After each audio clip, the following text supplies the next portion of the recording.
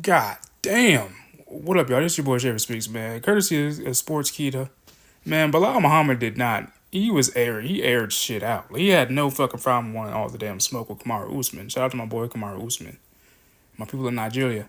Belal Muhammad had this to say because apparently I guess it kicked off with Usman saying some shit.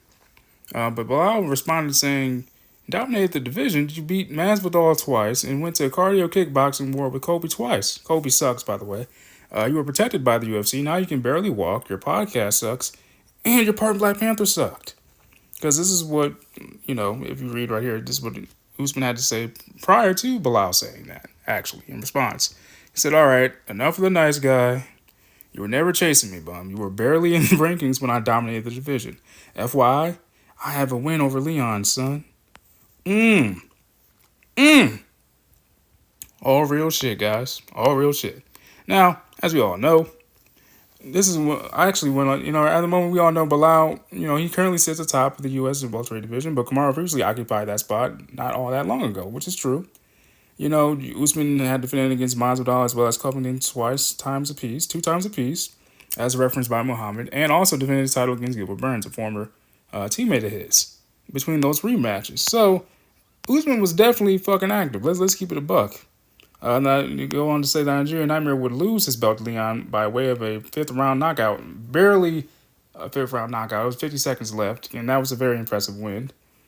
So then the rematch,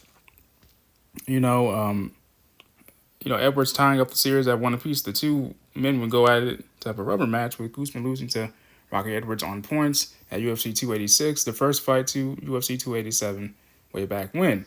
So then Edwards defended his strap against the aforementioned Colby Covington via unanimous decision at UFC 296 in December of last year. I remember that.